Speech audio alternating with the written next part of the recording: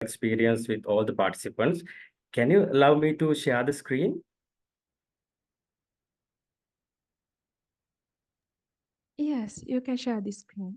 Okay.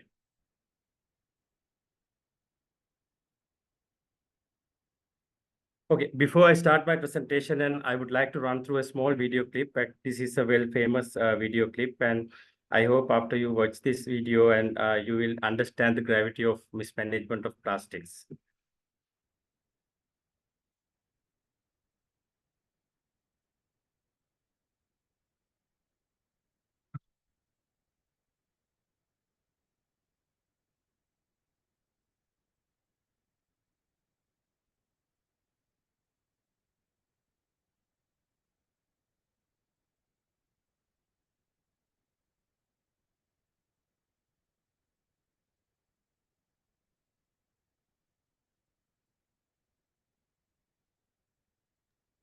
Hello, Mr. Manoj.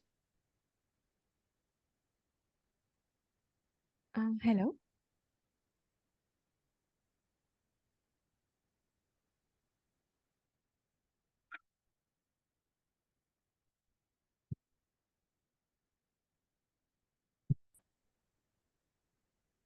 The video is not audible. Is any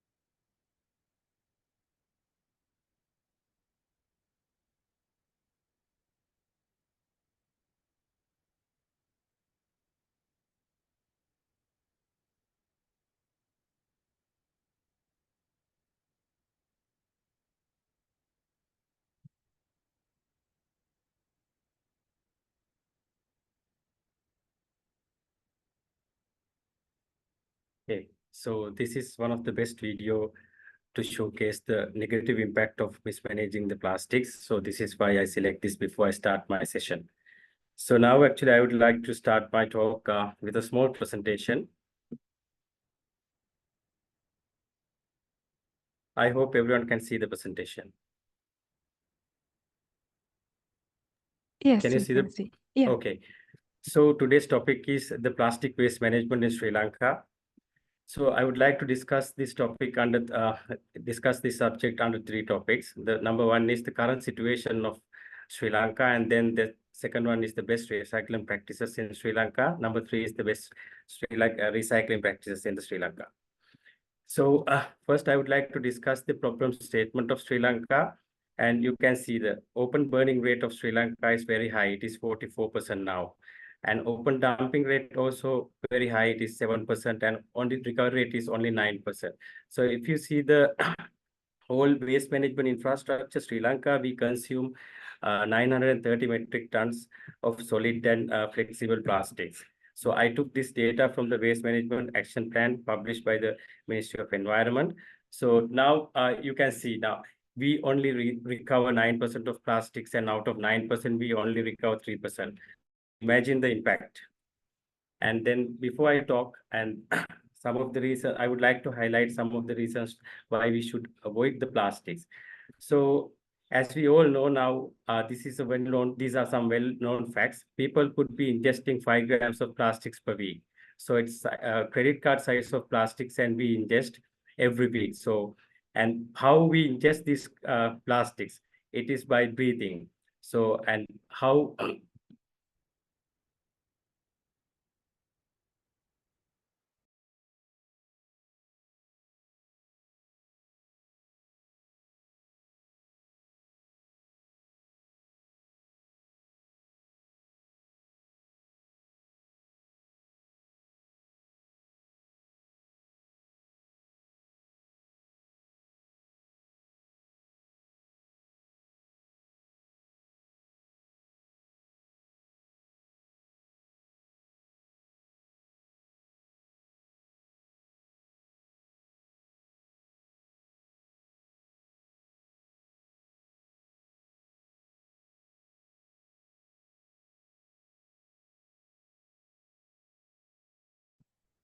hello.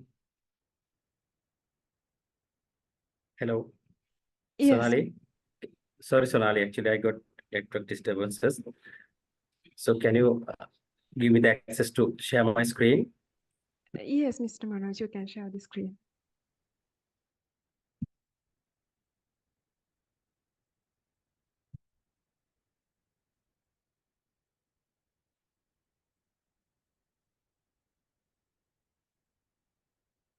Okay. So these are some of the reasons why we should avoid from the plastics. So as I mentioned before, we burn 44% and a lot of plastics, the microplastics, they are added into the air. So because of so these plastics are ingesting to our body.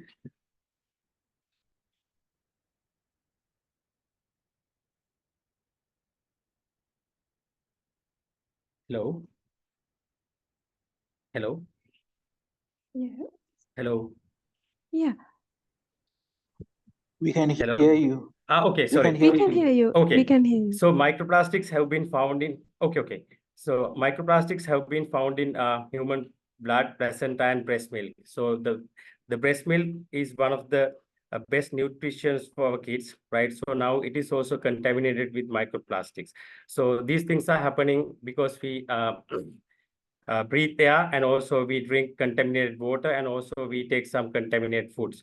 And air pollution increase the risk of cancer, heart attacks, and strokes, and asthma attacks. And also air pollution decreases fertility rates. Air pollution damage our nerves and nerves, brains, lungs, and kidney, liver, and more. And also air pollution leads to the premature death. So these are the reasons why we should try to avoid from plastics. So now here I would like to highlight the current situation of Sri Lanka. So if you go to the beach, and you can see lots of plastics available on the environment. So most of the beaches near the river mouths are highly polluted because of why? Because of all these plastics are coming to the beaches through the river channels and the waterways. And also you can see lots of illegal dump sites, inland dump sites, and also the dump site near the river banks, and also the coastal dump sites. And this is the quantitative progress of virgin imports in Sri Lanka. So continuously we are increasing our consumption, but we don't have proper solutions to minimize the impact, the negative impact. In 2019, we import 1,500 metric tons of plastics. In 2020, we import 1,400 metric tons of plastics. In 22 and 23, we import almost around 1,600 metric tons of plastics. In 2023, we import around 1,400 metric tons of plastics. And now in 2024, at the end of August, we almost import 1,400, and we believe, and this will exceed 1,800 metric tons of plastic consumption, virgin plastic imports. So this is a clear indication. Now our import rates are increasing, but the recovery rates are still at the below. And this is some indication about the virgin imports and LDP and 47 metric tons we import, because we all are focusing on PET, and not only PET, and we have to focus on other plastics like HDP, PP, PVC, and polypropylene, polystyrene. So if you see the ratios, and LDP and the percentage is 28%, but PET percentage is 11%, HDP also 16%, PVC is 17%, PP is 21%. So we have to focus on all the plastics, not only PET.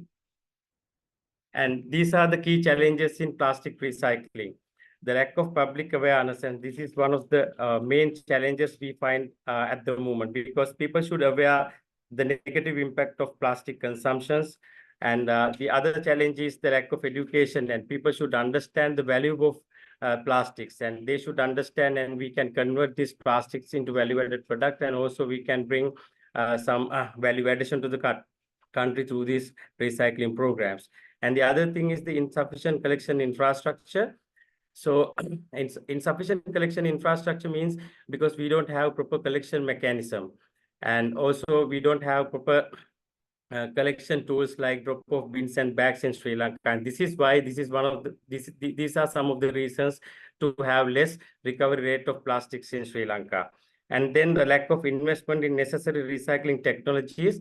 In Sri Lanka, we have some good technologies for PET recycling, HDP recycling, and PP recycling. But if we talk about polycarbonate, HIPS, and ABS, like other plastics, and we don't have complete solutions. So we have to develop these kind of technologies to increase the plastic recovery rate, and also the regulatory challenges we have in Sri Lanka. Because, so as you all know, in 2016, most of the water bottles are blue colored ones, and because of the color contamination, and the value of the plastics are less.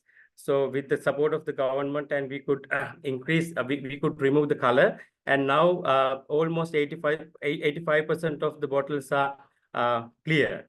So this is very good for the industry, because now people are buying it, recyclers are accepting it because of this, and collectors are collecting them. And also the lack of data. This is also a very big issue, because so we need data to analyze the progress, and unfortunately we don't have, we only have import virgin data, but we import some products.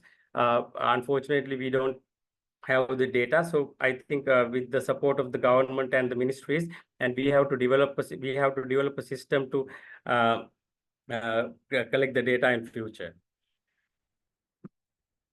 The next thing is the best collection practices, and I would like to discuss these best collection practices. These are some of the tips to collect more plastics, and educate people is one of the key element, and also involve students, also very important, and do more cleanups, and river interception, implementing river interceptions also very important. And also motivate private public organizations for social works also very important. Assigning collection employees, this is also one of the key factor. Increase collection incentives and rewards also very important. Deploy waste plastic collection tool is one of the most important factor. Introduce low-cost collection systems, also very important, because now if we collect plastics from Jaffna and bring it, lots of transport costs will be added. So because of this, and people are reluctant to collect the plastics and bring the materials from the longer distance areas. So introducing the economical solutions like having electrical vehicles will be highly useful. So the waste collection practices, what we are doing in other countries, and these are some of them. and the school projects. And these are very important because we see good numbers and we see big improvements through the school collections for to increase the recovery rate of plastic collections in Sri Lanka. And then the river barriers also playing major role. The drop of recycling and collection employees also very important.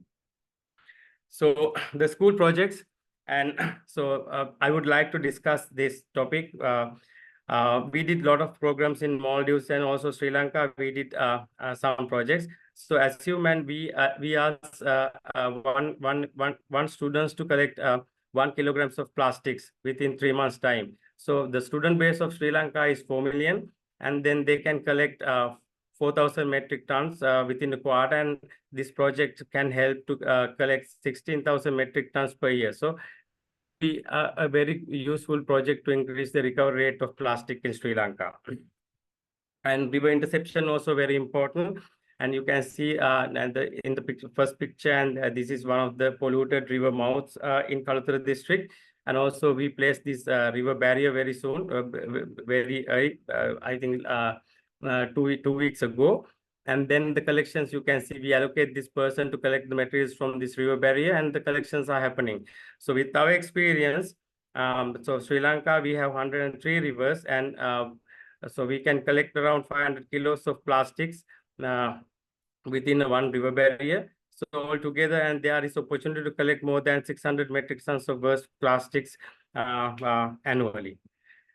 And then the collection employee model also very highly helpful for us to increase the collection rates. And you can see this the polluted river, and then we allocated this person to collect the plastics and other waste from the coast.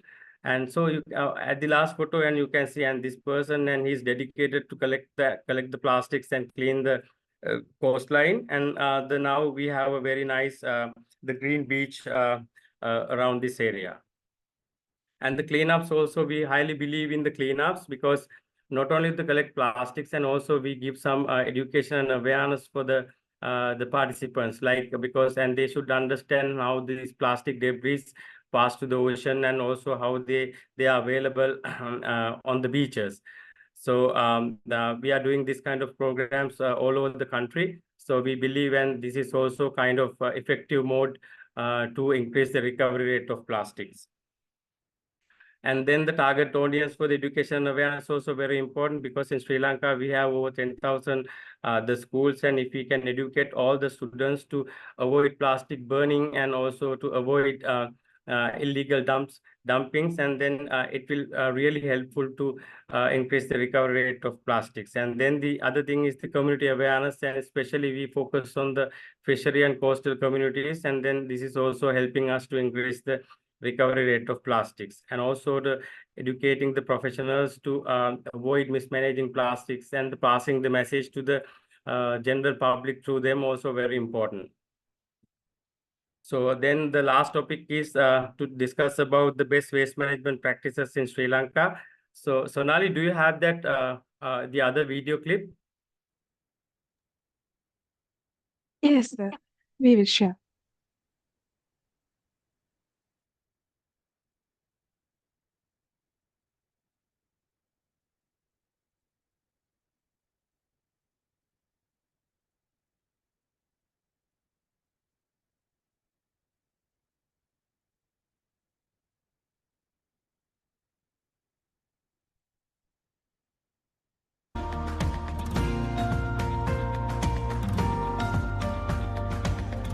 පරිසරය විනාශ කරමින් තැන තැන ඉවතලන මෙවැනි plastic බෝතල් වලින් රටට විශාල විදේශ විනිමයක් ගේන්න පුළුවන් බව ඔබ දැන හිටියද?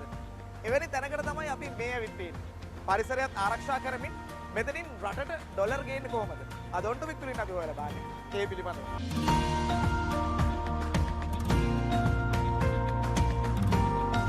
මුළු රටටම සුවිශේෂී සේවයක් කරන මේ ආයතනයේ නම ඉකෝස්පිනල්ස්. ඉතින් එහි ප්‍රධාන විධායක නිලධාරීතුමාව සම්බන්ධ කරගෙන අපි අහලා බලමු. ඇත්තටම මොකද්ද මේ ඉකෝස්පිනල්ස් කියන්නේ? ලංකාවේ තියෙන ප්‍රධානම රීසයික්ලින් ආයතනයක් විදිහට අපිට ඉකෝස්පිනල්ස් හඳුන්වන්න පුළුවන්. මොකද අපි මාසෙකට මෙට්‍රික් ටන් 10ක් වගේ මේ තියෙන අපි දකින්න ප්ලාස්ටික් බෝතල් අපි ගෙනල්ලා අපි ඒක ප්‍රතිචක්‍රීකරණය කරලා කරන්නේ මුලින්ම අපි මේ මං අඳන් ඉන්න ඇඳුමේ මේක හදන ෆැබ්‍රික් එකේ යාන් එක හදන්නේ අපි මේ බෝතලේ රීසයිකල් කරනවා. ඒ වගේම ඔයගොල්ලෝ අපි ගෙදර පාවිච්චි කරන බ්‍රෂ් එකේ කෙන්දක් තියෙනවනේ. ඒ කෙන්ද අපි හදන්නේ මේ රීසයිකල් බොටල්ස් පාවිච්චි කරලා. මනෝජ් මහත්මයා කොහොමද මේ වැඩේ ඇතුලේ සිද්ධ වෙන්නේ ක්‍රියාවලිය? මුලින්ම රීජනල් සප්ලයර්ස්ලා හරහා බෝතල් ටික මේ ආයතනයට එන එක තමයි පළවෙනි ස්ටෙප් එක. ඊට පස්සේ අපේ සෝටිං ඔපරේෂන් එකක් තියෙනවා. ඔයගලන්ට ගියාම බලා ගන්න පුළුවන්. ඒකෙදි ප්ලාස්ටික් එක අනුව පාට අනුව අපි වෙන්කිරීමක් කරනවා. එතනදී ඒක ඔටෝමැටිකලි ෆුලි වොෂ් වෙලා අපිට අවශ්‍ය චිප් එක හදන එක තමයි කරන්නේ. සමහර කොච්චර විතර ප්‍රමාණයක් මේ වගේ බෝතල් එකතු කරනවද? මිලියන වලින් කිව්වොත් බෝතල් මිලියන 10ක් දැනට මාසෙකට එකතු කරනවා. ඉතින් අවසනාවකට අපේ රික්වයර්මන්ට් එක ඒක නෙමෙයි. අපිට දැනට මාසෙකට බෝතල් මිලියන 20ක් අපිට අවශ්‍යතාව වෙලා තියෙනවා. ඒ අරගලයේ තමයි අපි මේ දවස්වල නියැලමින් ඉන්නේ.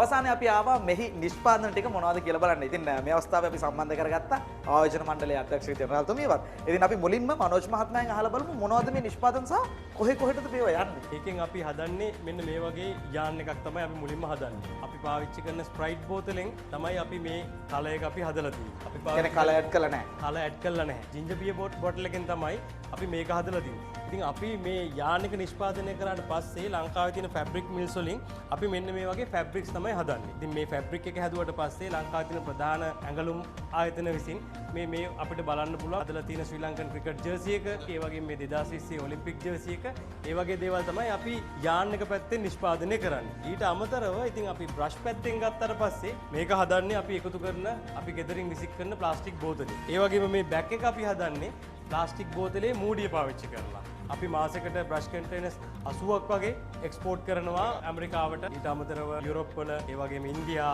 ඒ වගේ ගොඩාක් රටවල වල අපි නිෂ්පාදන කලවි කරනවා. ඊට අමතරව අපි Nike, Decathlon, Asics වගේ ලෝකේ තියෙන ප්‍රධානම බ්‍රෑන්ඩ්ස් වලට යාන් එක සප්ලයි කරන්නේ මේ ආයතනය මගින් තමයි. සමස්තයක් විදියට ගත්තොත් එහෙම රටට මේ වගේ ව්‍යාපෘති වලින් තියෙන වාසිය මොකක්ද? මේගොල්ලන්ට මාසෙකට ඇමරිකන් ඩොලර්ස් මිලියන 2.5ක අපනයන ආදායමක් එනවා ඍජුව.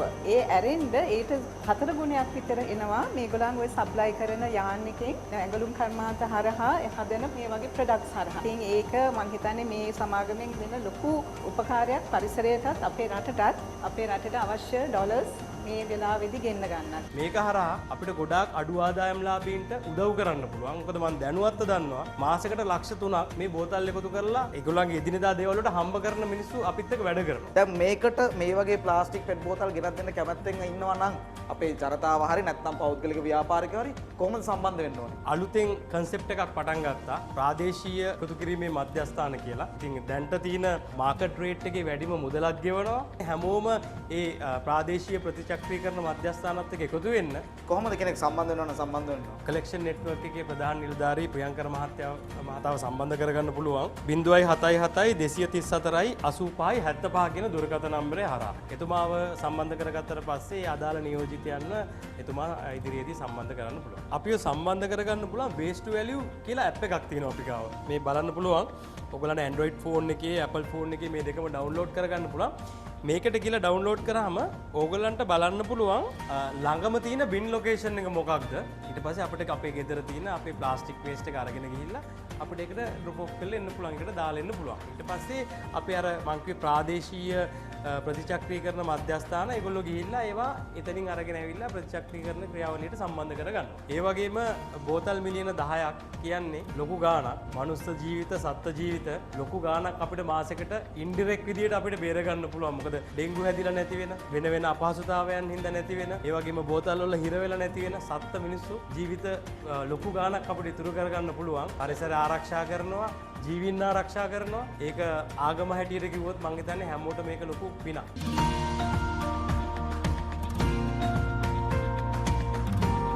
රටට ඩොලර් ගේන අතරේ අපේ රටේ පරිසරය සතා සීපාව ආරක්ෂා කරගන්න මේ මහා පුණ්‍ය කර්මයට ඔබටත් දායක වෙන්න පුළුවන්. ඉතින් රටට වැඩදායි සුවිශේෂී ව්‍යාපෘතියක් වීම නිසාවෙන් තමයි අද දවසේදී අපි මේ පිළිබඳව ඔන් ටොපික් තුලින් තොරතුරු ගෙනාවේ. සමුගන්නවා මේ හොරණ අප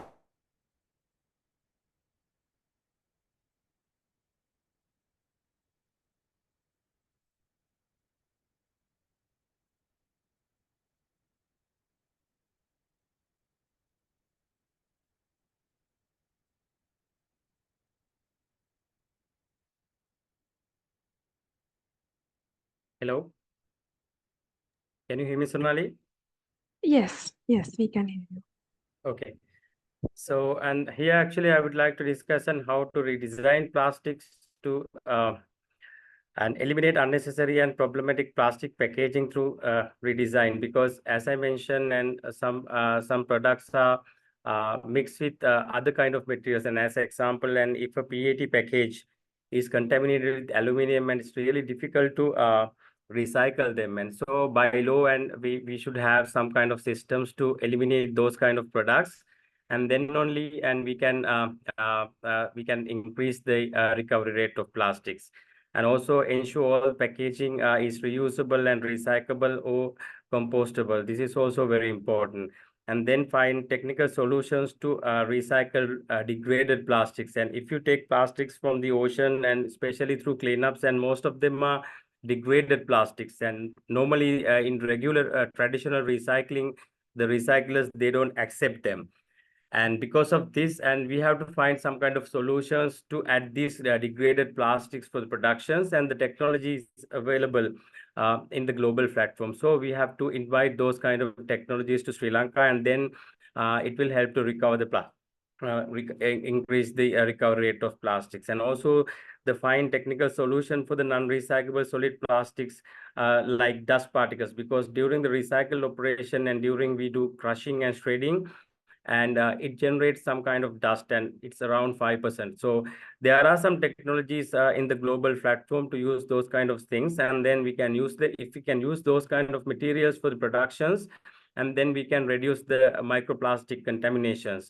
And otherwise, then again, the microplastics percentage will go up, and then finally they will add to the environment, and ultimately, and they will come to our human body, and it will badly affects for the humans and animals. And then finally, they promote upcycling products like 3D printing, and this is also very good technology developed in other countries, and we have to bring those technologies to Sri Lanka. So this is the quantitative progress of PET recycling, because Eco Spindles and Virudis, and they are the largest PET recyclers in Sri Lanka. So we can see a positive trend in 2019, and we recycle around 200 metric tons, but in 2020 it is less, but now it is improving. So now actually we reach around 350 metric tons per month production capacity. But the problem is, as a country, we import around 1,500 metric tons, and we only recycle 350 metric tons. There will be a huge gap. So how we fill the gap? And so we have to scale up the collection capacities, and also we have to scale up the baling capacities, and parallelly we have to scale up the recycling capacities, not only for PET, and we have to do the same practice for other plastics like HDP and PP, and otherwise we can see lots of plastics available on the environment in future too. So plastic waste management flow plan in Sri Lanka, and in Sri Lanka, how the collection happens, and we depend on informal waste collectors and formal waste collectors both.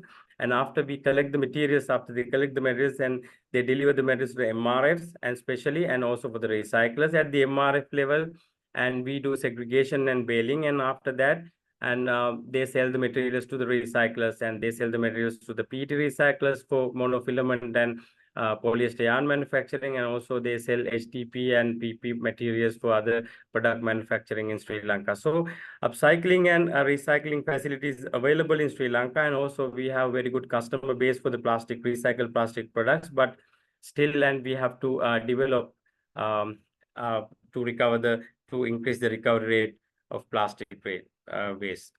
And these are the existing recycling facilities in Sri Lanka.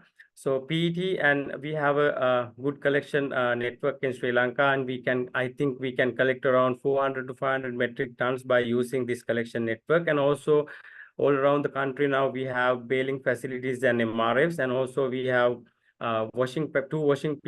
three PET washing lines in Sri Lanka. So we can recycle around 1,000 metric tons. Unfortunately, we don't have PET pelletizing facility in Sri Lanka, but there is a big demand for the PET pellets all around the world. So if someone can invest in PET pelletizing, and it will be a good opportunity to increase the recycling rate, and also it will help us to increase the dollar income for the country. And some product manufacturing, PET product manufacturing also available in Sri Lanka. And if we talk about HTP and the collection and same network, and we have very good collection network, and baling is not necessary for PET, HTP and washing line. And as I know, actually one HTP washing line is already planned for Sri Lanka, and pelletizing is available, and a lot of HTP pelletizers are available in Sri Lanka, and also product manufacturing also available in Sri Lanka. So PP also same, and LDP also same, because unfortunately we don't have LDP washing line, and that's why a lot of the polythene waste is still available on the environment, because the recyclers, and they only use the good quality materials. If we have a good the HDP washing line, LDP washing line, and there we will have opportunity to recycle these the contaminated polythene waste as well. And these are some of the recycled products we produce out of recycled plastics. And if you see the first two pictures, and they are made out of the PET bottles, the polyester, and then these sunglasses are made out of the nylon waste. And also you can see the credit cards, and they can be made out of the PET materials, and also HDP and PP can be used to produce all these type of plastics. So that's it about my presentation, and now I would like to open the forum for a Q&A session, and if anyone has any questions, and then I'm willing to answer. Thank you so much. Okay, thank you, Mr. Manoj. And now is the perfect time to engage with our audience. If you have any questions, please feel free to ask them now.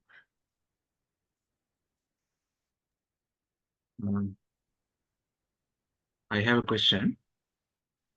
So do you know whether our municipal collectors hand over any plastic waste to these recyclers, such as eco-spindle?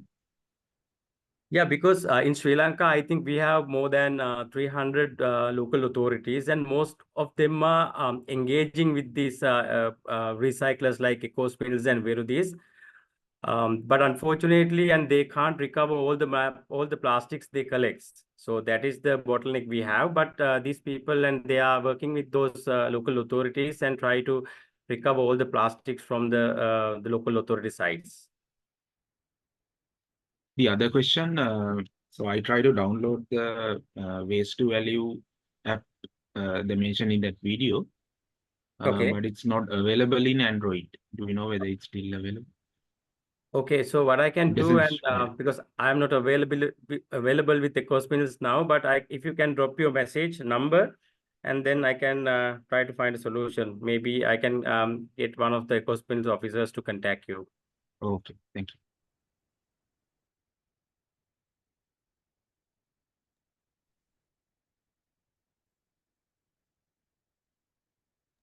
Hi, Manoj. I have a question. You talked about the pelletizing of PET. My question is, why can't like the current MRFs and their extruders be used for pelletizing PET? Because PET, and it's a special material, right? So we have to have a special drying system and also extrusion technology. So HTP and PP extruders are not sufficient to do the job, right? So and also it's a bit expensive, and that's why it's not available in Sri Lanka. Ecospins can do it, but they have demand for the other products.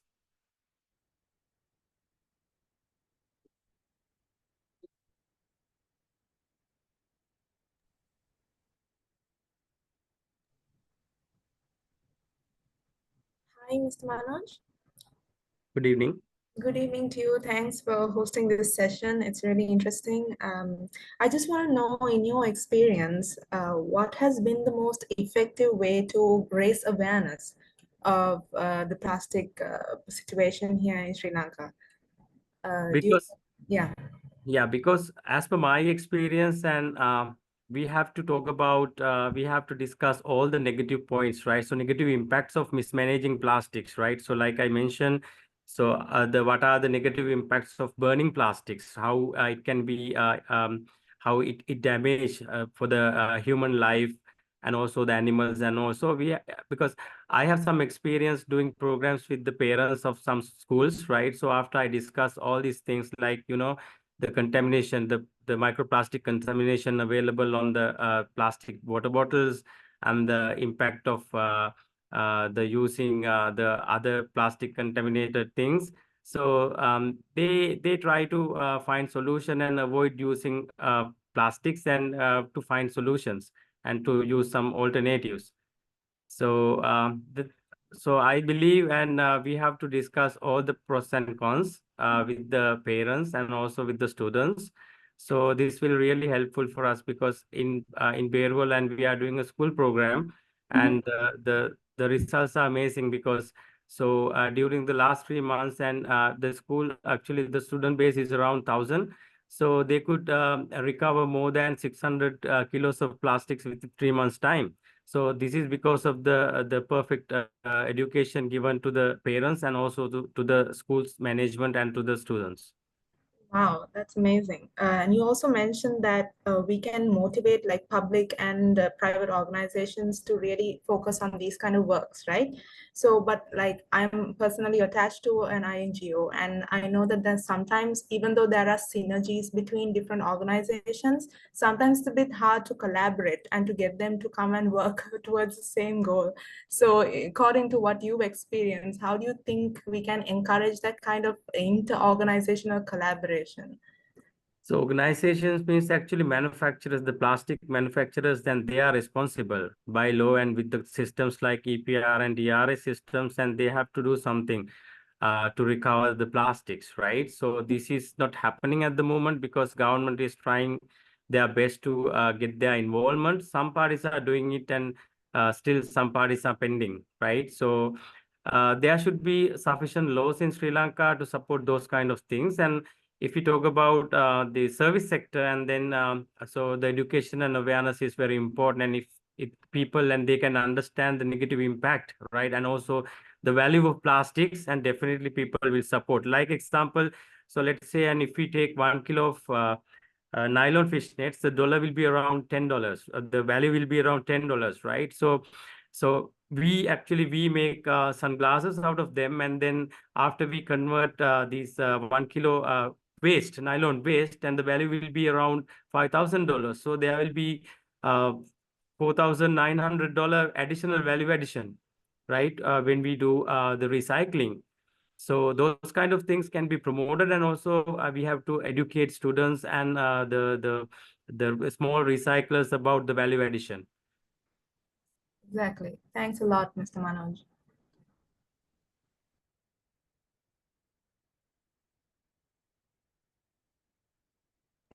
Hi, Manoj. I have a follow-up question. You said that eco-spindles has the ability to pelletize, but you choose to flake and create the yarn and monofilament because you said there's more demand. What is the demand for pellets? What's like the product end products from pellets, and can you explain that demand side So from whatever the buyers? materials and they collect, and as I know, actually, because I left Ecoservice in 2022, and they convert all of the materials to monofilaments and the yarns, right? So the technology, and they have the technology, but they have to do some modification. I don't think they will do it, because so their technologies developed for the value-added products, not like the pellets, right? So if you take the pellets, and it is in the lower side of the value chain. So, but at the global platform, and there are good demand for the pellets, and I hope definitely the people like EcoSpindles and other PET recyclers in Sri Lanka, and they will plan these kind of things in future. Because with the proposed DRS system by the government, I hope the pelletizing systems will be implemented in Sri Lanka very soon. Thank you.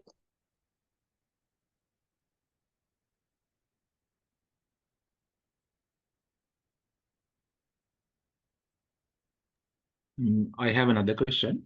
Mr. Manoj, so in Sri Lanka, in most of our urban areas, we rarely see garbage cans. So I mean, it definitely contributes to the extreme littering of plastic and also other waste. So do you know why the municipal municipal council or relevant authorities haven't done anything to improve the waste collection in that sense? Waste collection actually, so if you talk about the municipal councils, I don't think they have access for all the routes and all the areas, right? So they operate in some limited areas, and this is the reason. But if we can give a better value, right, for all these plastics, so definitely the informal sector and they will involve for all these type of collections. So as example, and you can see lots of PET bottles available on the environment, and hardly you can see the other plastic containers like the ice cream containers on the environment, because the value and the collectors are paid for the HTP and PPs higher compared to the PET. But now actually the system has changed and the existing PET recyclers and they offer a good value. So I think in future, little by little, the things will improve. Okay, thank you. The transportation is one of the main issue, because the PET, when we transport PET and the volume is high, so the weight is less, and this is why the collectors are reluctant to collect them. I But now see. Yeah. actually some technologies like the electric bicycles, and they are available on the environment, I mean in the market. These kind of things, and then the collectors and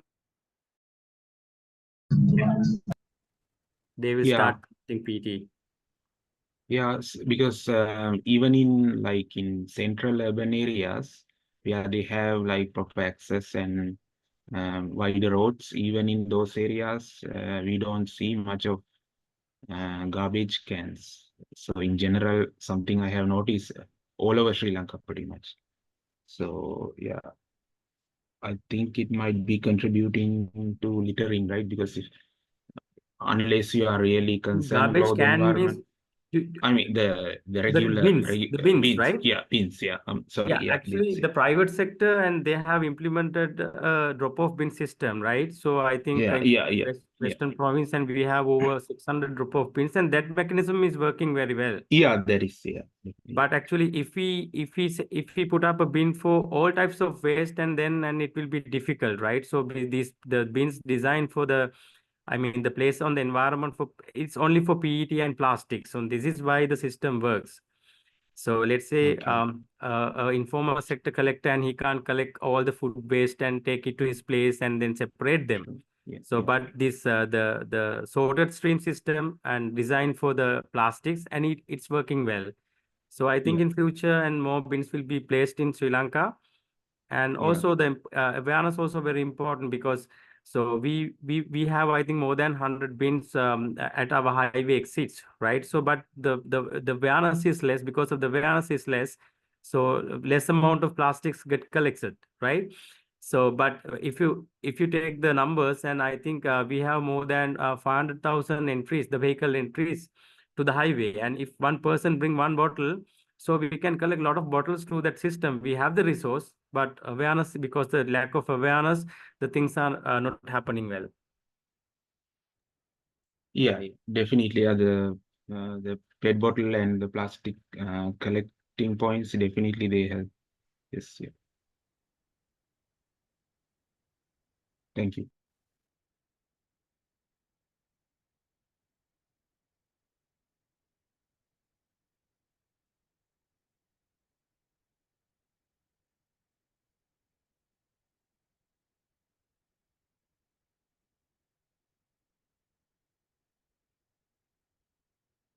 And also in future, actually, there will be a new technology called WPC, and it's a mix of wood and plastics, right? So we can minimize the plastic footprint of our future products in Sri Lanka.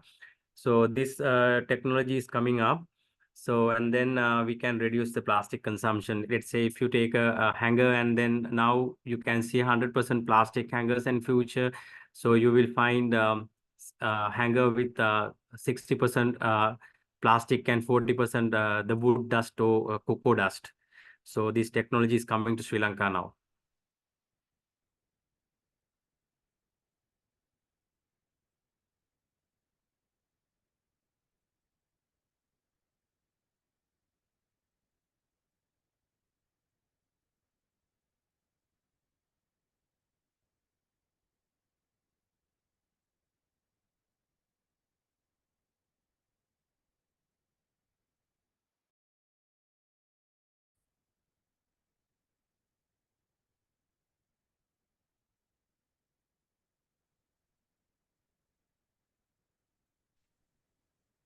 Sir, why do you think that the new materials combining with waste material are not being developed uh, at at a reasonable rate? Like you said, plastic waste with wood waste is combined. Why are products like that getting very slow to get off the ground? Because actually the countries like in general, actually those kind of technologies, if it is available, they are a bit expensive, right? So we can't afford those kind of technologies at the moment, right? But if we get some grant supports, and definitely those kind of technologies will be here in Sri Lanka. So, and as I mentioned, and things are improving, and I hope actually in future, because now most of the people, especially the young generation, and they are keen on these kind of things, and also investors are also keen on things, because so if we take 2010, and then the collection rate is very less, and the investors, and they were reluctant to invest in Sri Lanka. So if we can show investors, and the materials are available, like I mentioned, and still the 1,000 metric tons of PET, and it's available, it's adding to the environment every month. So, and if we can show investors, and then the materials are available, and definitely those kind of investors will come and set up those kind of facilities in Sri Lanka. So it's a I mean, because one person can't do these kind of things, right? So this is why I mentioned, because we have a very good student base in Sri Lanka, 4 million students we have. And if we all work together, and then try to set up a system to bring our household plastics to the schools, and then this will be a very big opportunity for us. And also not only collecting plastics for recycling, and also we can support rural schools to develop their infrastructures and welfare foundations. So this is a really impactful thing. Yeah, but I hear there are a lot of grants coming to environmental authority, and there are people are clueless about how to use them, where to use them, what these funds are can be used and directed like. So it's a problem at the top itself, where there is no special people who understand the value of these grants which come to environmental authority. They don't know what to do with their funds which come. They're hard to disburse. This is a very sad situation, because I want to mention one more thing, right? So we develop a concept called material recovery facilities, right? So it's a collection center, and where we can collect the plastics from the schools, households, and everywhere. And then we do segregation, and we develop, because when I was working for Coast Minerals, and we developed 6 MRFs around 6 districts. So at the beginning, if I take example Kaluthara, right? So when we start, and we only collect 5-6 metric tons, and they increase it up to now 30 metric tons. In Colombo now, they increase the collection up to 50 metric tons. So these kind of technologies, the systems are available. So, and if everyone works together, and definitely we can find a solution. This is not a big solution, because country like India, and then they don't have big systems, right? But their PET recycling, the collection rate is 85%. But in Sri Lanka, it's only 20%. So there should be a collective effort from the government, from the communities, and through everyone. Recycling technology, is it very high expenditure capital cost, or can we use localized innovative methods of basic methods? So it like depends. grinding. It depends, right? So because actually I don't recommend grinding, because especially if you take post-consumer plastics, and you have to wash them before you grind it, and otherwise what will happen, the quality level of all these materials will go down, right? So because the sand is there, mud is there, and then plastics, so this sand can go inside the plastic, then quality will go down, and then we will get less price for this kind of material. But it's not a high-tech thing, like because if you want a grinder, and then you can buy a grinder around 1 to 1.5 million Sri Lankan rupees. And if you want a pelletizer to make pellets out of this polythene and other plastics, then within 3 million rupees, and you can do it. But if you the PET recycling technology is a bit expensive. So like I mentioned, because it's a high-tech thing, and you have to have dryers and different extruders, that is expensive. But HDP, PP, the baling, crushing, and pelletizing, can we do it as a cottage industry business? Can we in the Green Building Council enlighten people and the society at large on these methods and their use and values likewise? Without we saying nothing has been done, can we take a lead role at that enlightening level? Yeah, to- definitely it is possible because then we can have a program, we can have a proper plan, and then definitely it is possible, it is doable. Yes. Okay. Thank you. Okay, as we come to the close of today's monthly Green Talk, I would like to extend my heartfelt thanks to Mr. Manoj Udawatta for sharing his vast knowledge and expertise on plastic waste management and marine conservation. Your insights have been incredibly valuable in helping us understand the complexities of plastic waste in Sri Lanka and the critical steps needed to address these issues. A special thanks also goes to Parlay for the Oceans for their ongoing dedication to protecting our marine ecosystems and collaborating with us on this meaningful event. And also, I would like to thank Ms. Emini Hasanti of Parlay for the Oceans. Finally, to our wonderful audience, thank you for your active participations. Your engagement is essential in driving the collective action needed to create a cleaner, more sustainable future. Let's carry forward to knowledge and inspiration gained today and continue to take proactive steps in tackling plastic waste. And as commemorating World Cleanup Day 2024 and beyond. Thank you, and we look forward to seeing you at our next Green Talk. Good night. Stay safe, all of you. Thank you.